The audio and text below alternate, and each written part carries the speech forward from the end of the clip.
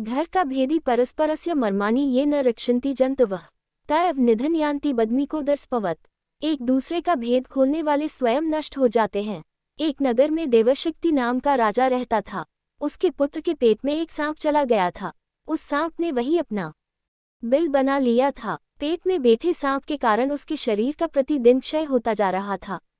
बहुत उपचार करने के बाद भी जब स्वास्थ्य में कोई सुधार न हुआ तो अत्यंत निराश होकर राजपुत्र अपने राज्य से बहुत दूर दूसरे प्रदेश में चला गया और वहां सामान्य भिखारी की तरह मंदिर में रहने लगा। उस प्रदेश के राजा बलि की 2 नौजवान लड़कियां थीं। वह दोनों प्रतिदिन सुबह अपने पिता को प्रणाम करने आती थीं।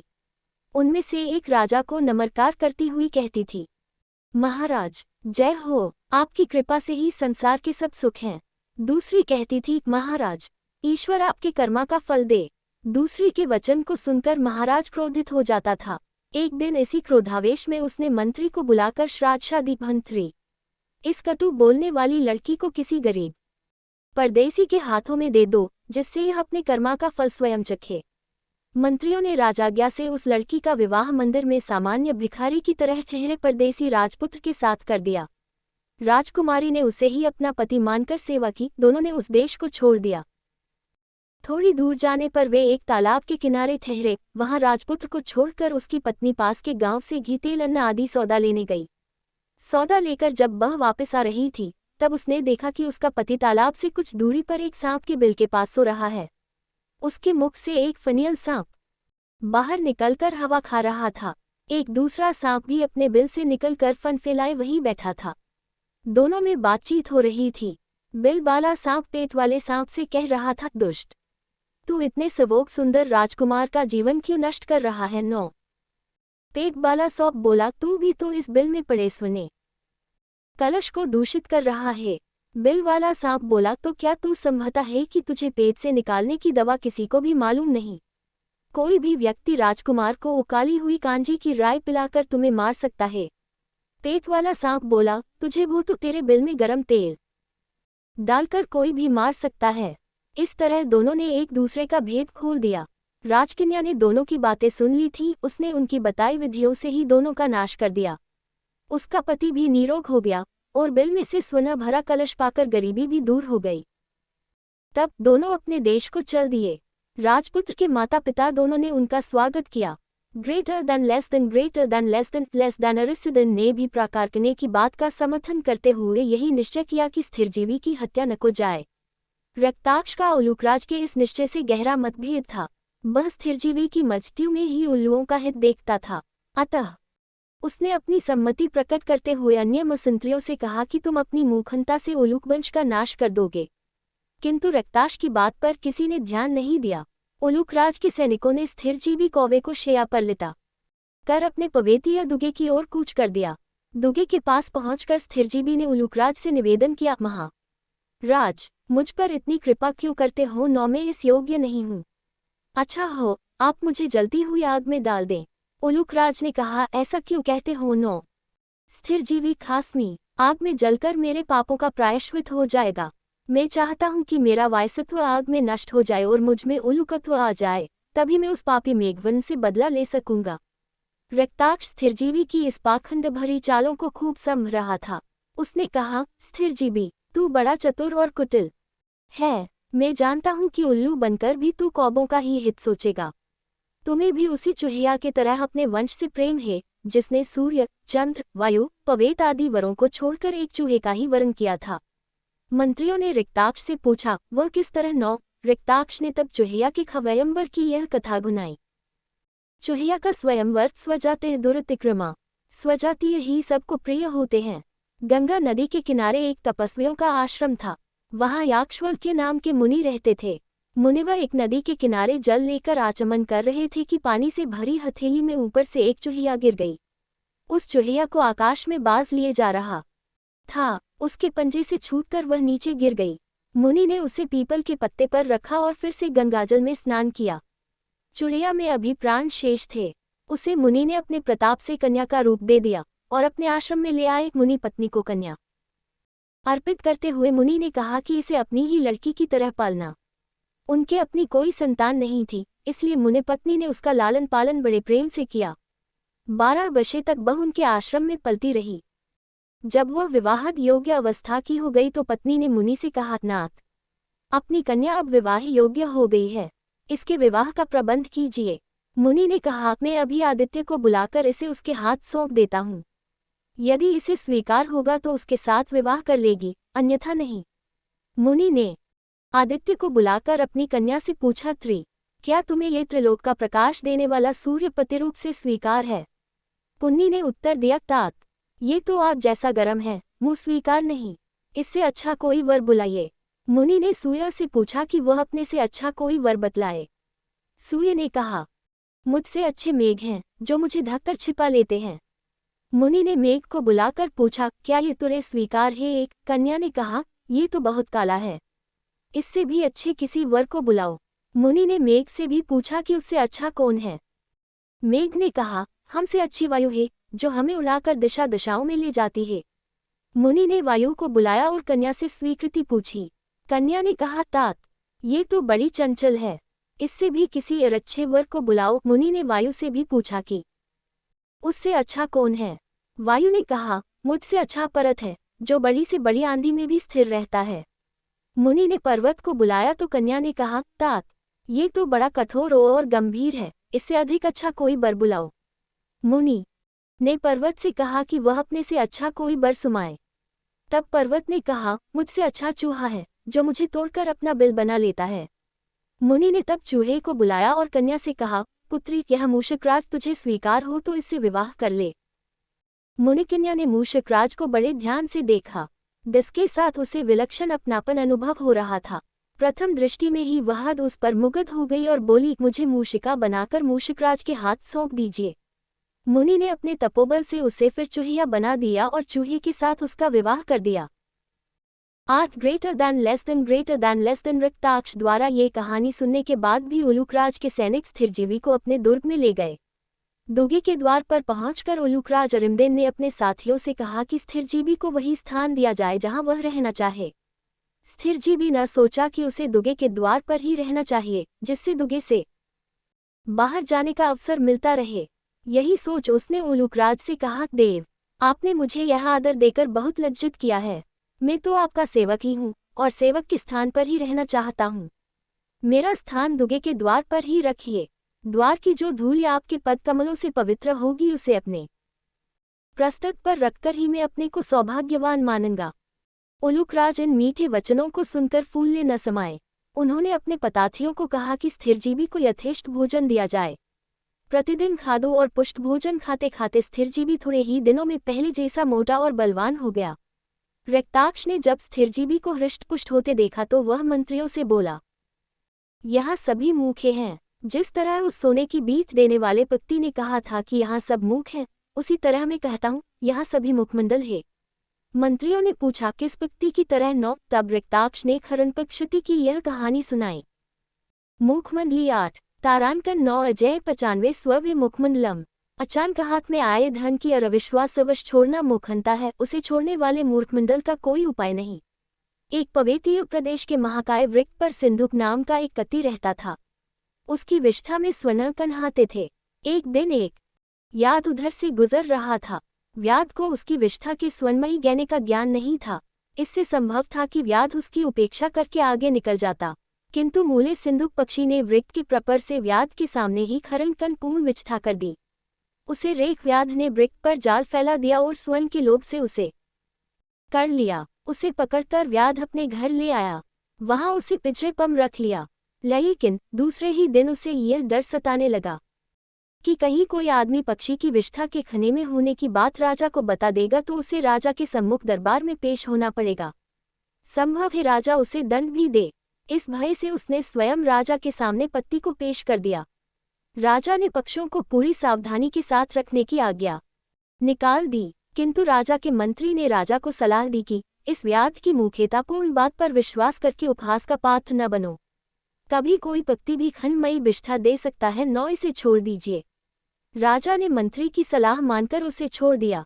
जाते हुए वह राज्य के प्रवेश हवार पर बैठकर फिर खगनमयी विष्ठा कर गया और जाते जाते कहता गया, पूर्वतावदः मूर्खो द्वितीय पाशबंध का ततो राजा च मंत्री च स्ववे मुखमंडलम।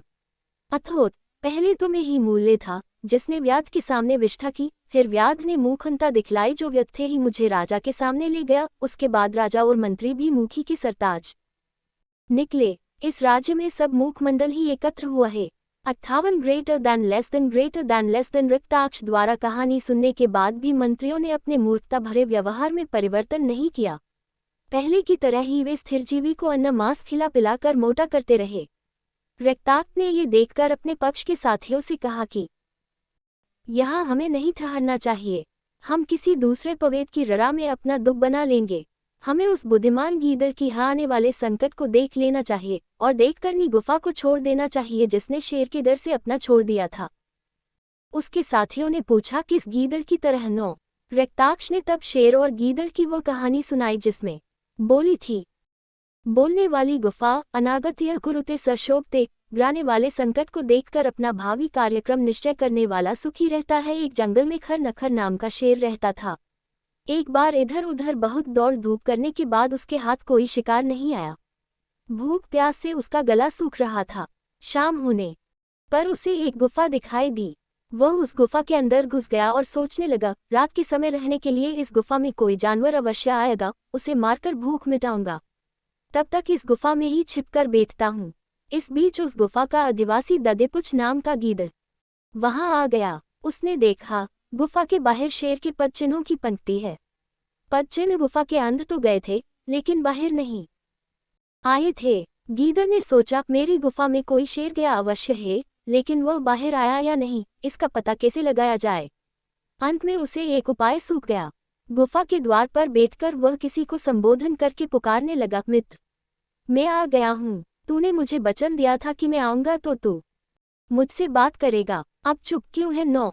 गीदड़ की पुकार सुनकर शेर ने सोचा शायद ये गुफा गीदड़ के आने पर खुद बोलती है और गीदड़ से बात करती है जो आज मेरे डर से चुप है। इसकी चुप्पी से गीदड़ को मेरे यहाँ होने का संदेह हो जाएगा, इसलिए मैं स्वयं बोलकर गीदड़ को जवाब देता हूँ। ये सोचकर शेर स्वयं गज उठा। शेर की गर्जना सुनकर गुफा भयदूर आवाज से गूंज उठी। गुफा से दूर के जानवर भी डर से इधर उधर भागने लगे। गीदड़ भी गुफा के अंदर से आती शेर की आवाज सुनकर वहां से भाग गया। अपनी मूर्खता से शेर ने खरिया ही उस गीदड़ को भगा दिया जिसे पास लाकर वह खाना चाहता था। उसने यह न सोचा कि गुफा कभी बोल नहीं सकती और गुफा का बोल सुनकर गीदड़ का संदेह पक्का हो जाएगा। 9-8 ग्रेटर देन रक्ताक्ष ने उक्त कहानी कहने के बाद अपने साथियों से कहा कि ऐसे मूल समुदाय में रहना व्यक्ति को पास बुलाना है। उसी दिन परिवार समेत रक्ताक्ष वहां से दूर किसी पबेत कंदरा में चला गया। रक्ताक्ष के विदा होने पर स्थिरजीवी बहुत प्रसन्न होकर सोचने लगा, ये वृक्षा ही हुआ कि रक्ताक्ष चला गया। इन मूर्ख मंत्रियों में अकेला वही चतुर और दूरदर्शी था। रक्ताक्ष के जाने के बाद स्थिरजीवी ने उल्लुओं के नाश की तैयारी पूरे जोर से शुरू कर दी। छोटी छोटी लकड़ियां चुनकर वह पबेत की गुफा के चारों ओर रखने लगा। जब पर्याप्त लकड़ियां एकत्र हो गई तो वह एक दिन सूर्य के प्रकाश में उल्लुओं के अनहोने के बाद अपने पहले मित्र राजा मेघबन के पास गया और बोला, मित्र मैंने शत्रु को जलाकर भस्म कर देने की पूरी योजना तैयार कर ली है। तुम भी अपनी चोंचों में एक एक जलती लकड़ी लेकर ओलुकराज के दुर्ग के चारों ओर फैला दो।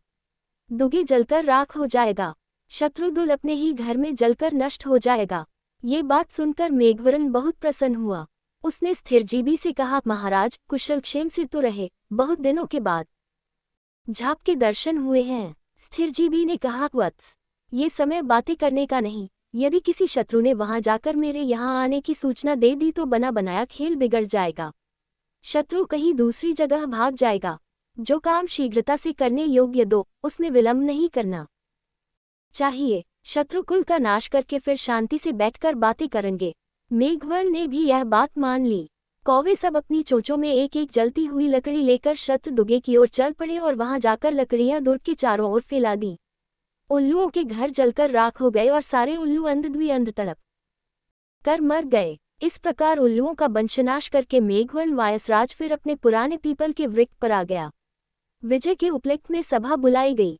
स्थिरजीवों को बहुत सा पुरस्कार देकर मेघवर्ण ने उससे पूछा, महाराज आपने इतने दिन शत्रु के दुगे में किस प्रकार व्यतीत किए। एक शत्रु के बीच रहना तो बड़ा संकटापन है, हर समय प्राण गले में अटके रहते हैं। स्थिरजीवी ने उत्तर दिया, तुम्हारी बात ठीक है, किंतु मैं तो आपका सेवक हूँ। सेवक को अपनी तपश्चर्या के अंतिम फल का इतना विश्वास होता है कि वह क्षणिक कष्टों की चिंता नहीं करता। इसके अतिरिक्त मैंने ये देखा कि तुम्हारे प्रतिपक्षी उलूक राज के मंत्री महामुखे हैं। एक रिक्ताक्षी बुद्धिमान था, वह भी उन्हें छोड़ गया। मैंने सोचा यही समय बदला लेने का है। शत्रु के बीच विचरने वाले सुक्तवर को सान अपमान की चिंता छोड़नी ही पड़ती है। वह केवल अपने राजा का स्वार्थ ही सोचता है। मान मर्यादा की चिंता का त्याग करके वह स्वार्थी साधन के लिए चिंताशील रहता है। अवसर देखकर उसे शत्रु को भी पीठ पर उठाकर चलना चाहिए, जैसे काले नाग ने मेंढकों को पीठ पर उठाया था और सैर कराई थी। मेघवर्ण ने पूछा, वह कैसे? नौ स्थिरजीवी ने तब सांप और मेंढकों की यह कहानी सुनाई। स्वार्थन सिद्धि परम लक्ष्य, अपमान पुरस्कृत्य मानकर व तू पृष्ठतः शत 6 स्वार्थमम्युद्रेत प्राज्ञा स्वार्थ व्रशोहि मुखिता। बुद्धमानी इसी में है कि स्वार्थ सिद्धि के लिए मानापमान की चिंता छोड़ी जाए। वरुण पर्वत के पास एक जंगल में मंदविश नाम का बूढ़ा सांप रहता था। उसे बहुत दिनों से कुछ खाने को नहीं मिला था। बहुत भाग दौड़ किए बिना खाने का उसने यह उपाय किया कि वह एक तालाब के पास चला गया। उसमें सैकड़ों मेढक रहते थे। तालाब के किनारे जाकर वह बहुत उदास और विरक्त सा मुख बनाकर बैठ गया।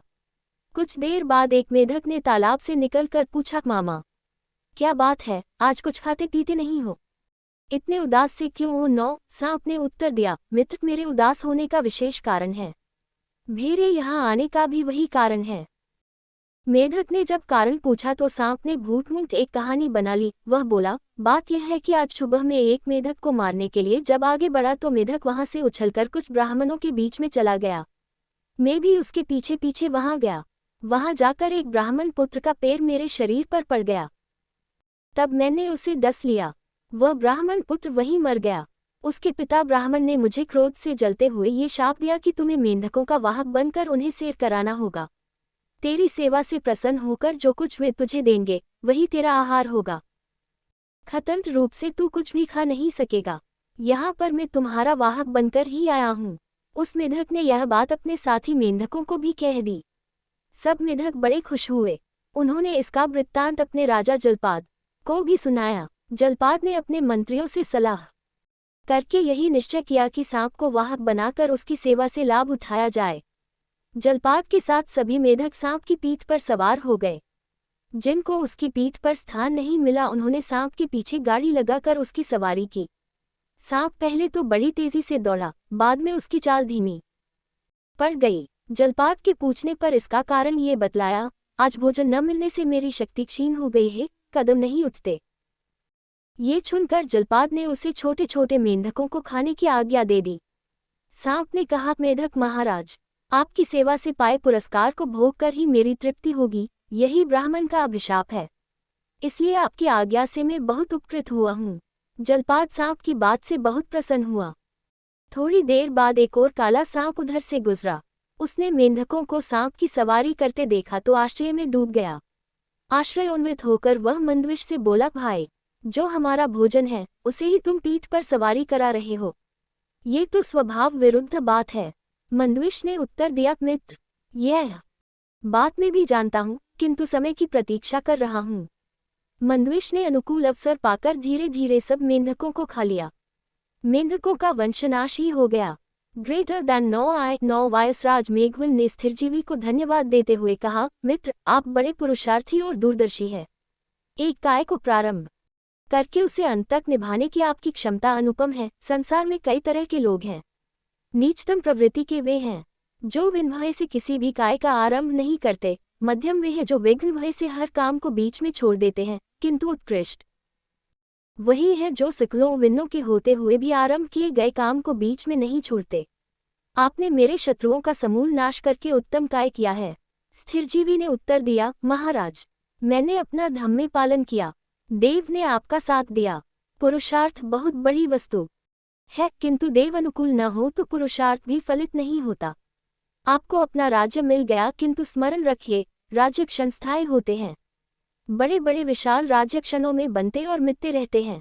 शाम के रंगीन बादलों की तरह उनकी आभा भी क्षणोजीवी होती है। इसलिए राज्य के मद में आकर अन्याय नहीं करना और न्याय से प्रजा का पालन करना। राजा प्रजा का स्वामी नहीं, सेवक होता है।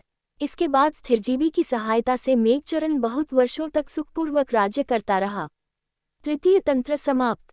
चतुर्थ तंत्र लब्धश्रसाइमस 20 यूरो और 6 और हैश और यूरो 055707 गच्छ के 3059 मेढक सांप की मित्रता आजमाए को आजमाना। समय का राग कुसुमे की टरे गीदड़ गीदड़ द्वि रहता है सत्री का विश्वास कि भक्त राजा वाचाल गधा न घर का न घाट का घमंड का सिर नीचा। शून्य राजनीति जन गीदड़ कुत्ते का बरी कुत्ता।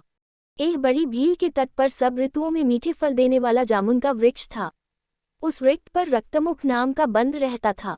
एक दिन कील से निकलकर एक मगरमच्छ उस वृक्ष के नीचे आ गया। बंदर ने उसे जामुन के वृक्ष से फल तोड़कर खिलाए। दोनों में मैत्री हो गई।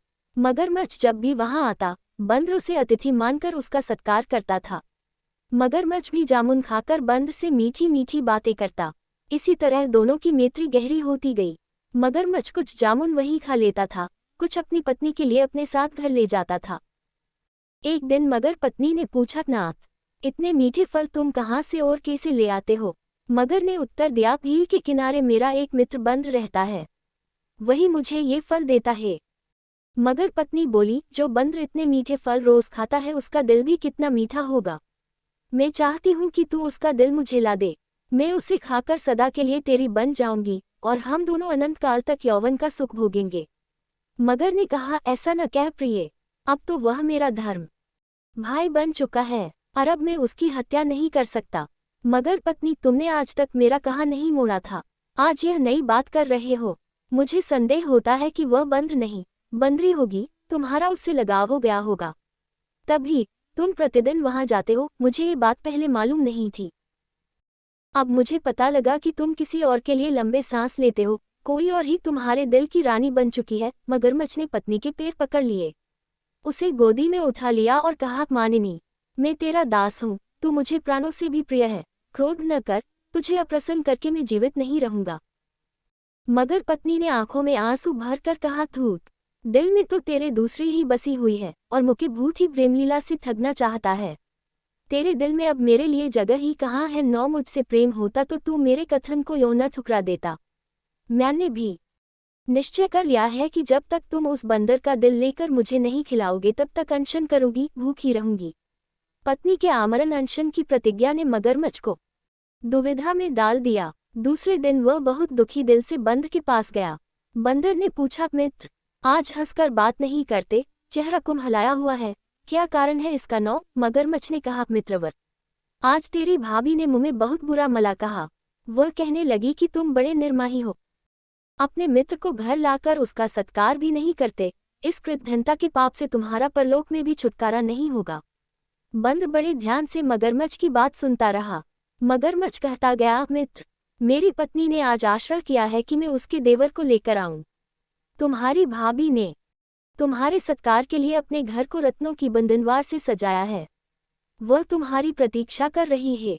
बंदर ने कहा, मित्रवर, मैं तो जाने को तैयार हूँ, किंतु मैं तो भूमि पर ही चलना जानता हूँ, जल पर नहीं, कैसे जाऊंगा? नौ मगरमच्छ, तुम मेरी पीठ पर चढ़ जाओ, मैं तुम्हें सकुशल घर पहुंचा दूंगा। बंदर मगरमच्छ की पीठ पर चढ़ गया। दोनों जब भील के बीचों बीच अगाध पानी में पहुंचे तो बंदर ने कहा, जरा धीमे चलो मित्र, मैं तो पानी की लहरों से बिल्कुल भीग गया हूँ, मुंह में सर्दी लगती है। मगरमच्छ ने सोचा, अब ये बंदर मुख से बचकर नहीं जा सकता, इसे अपने मन की बात कह देने में कोई हानि नहीं है। मृत्यु से पहले इसे अपने देवता के स्मरण का समय भी मिल जाएगा। ये सोचकर मगरमच्छ ने अपने दिल का भेद खोल दिया। मित्र, मैं तुझे अपनी पत्नी के आग्रह पर मारने के लिए यहाँ लाया हूँ, अब तेरा काल पहुँचा है, भगवान का स्मरण कर, तेरे जीवन की घड़ियाँ अधिक नहीं है। बंदर ने कहा, भाई, मैंने तेरे साथ कौन सी बुराई की है जिसका बदला तू मेरी मौत से लेना चाहता है? किस अभिप्राय से तू मुझ मारना चाहता है, बतला तो दे।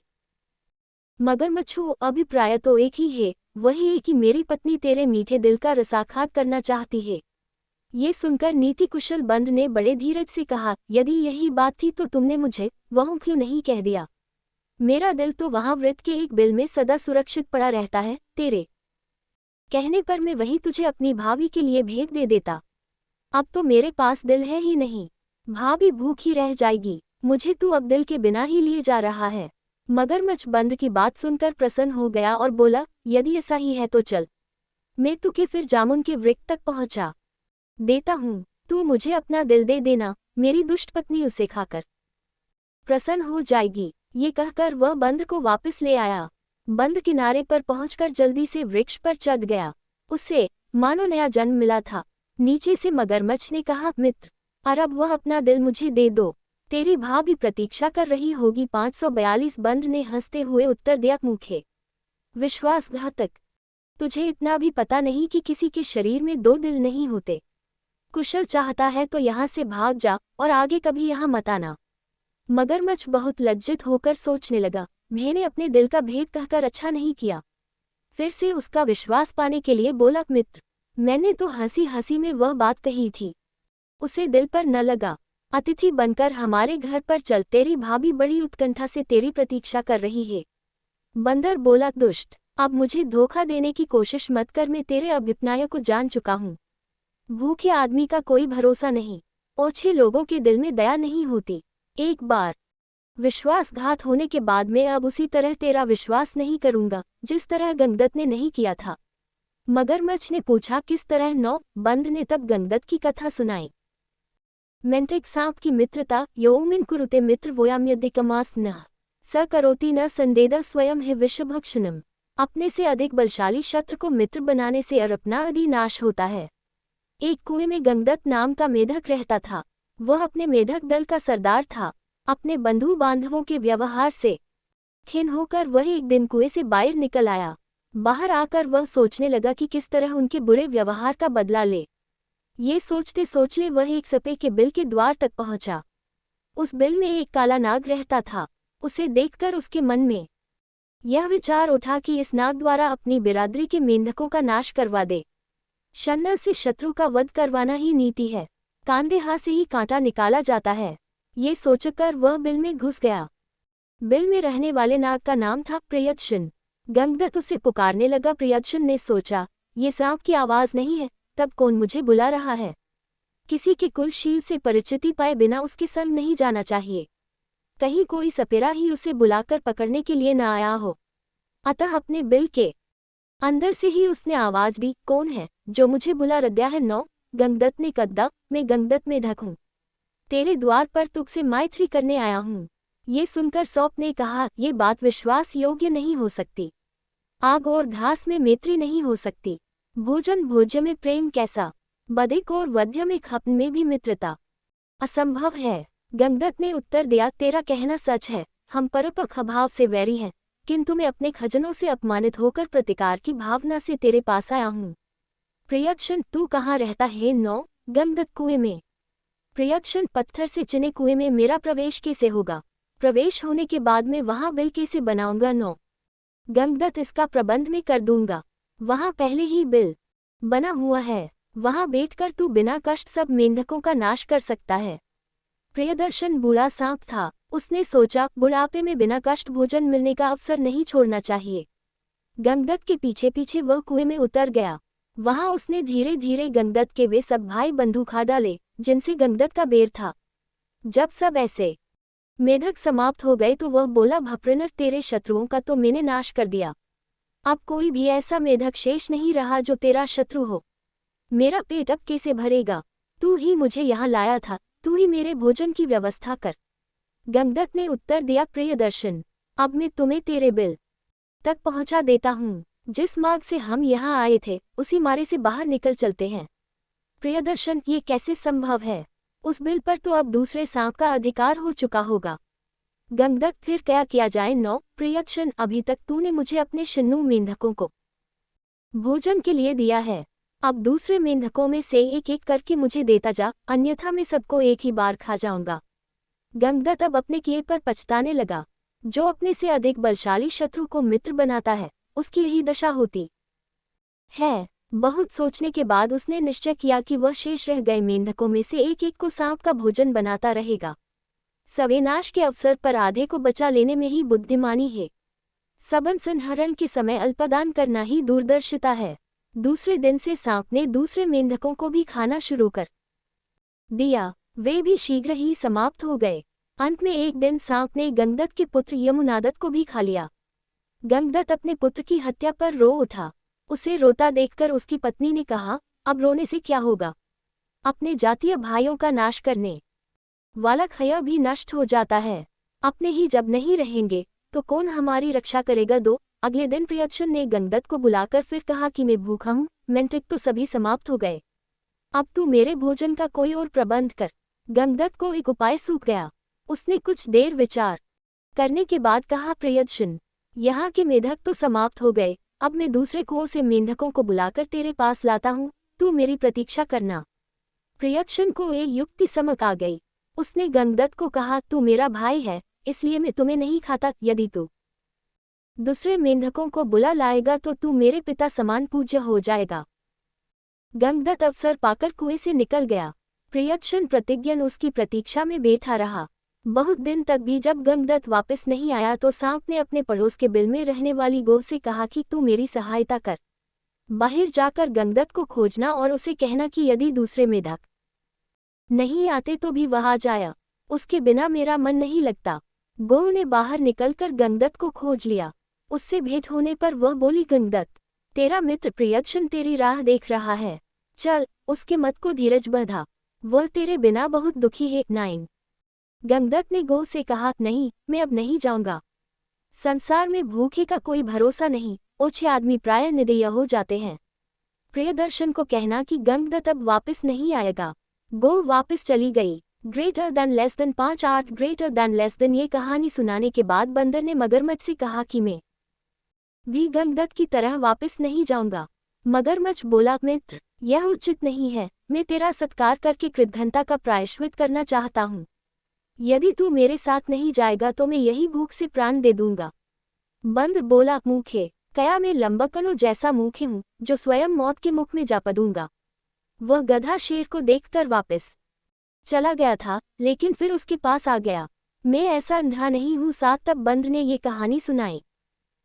आजमाए को आजमाना अंडस को कई, हर 6 जयानम न पी नरो दुवत प्रकृति विगदितम। सब कुछ जानते हुए भी जो मनुष्य बुरे काम में प्रवृत्त हो जाए वह मनुष्य नहीं गधा है। एक घने जंगल में कराल किसर नाम का शेर रहता था।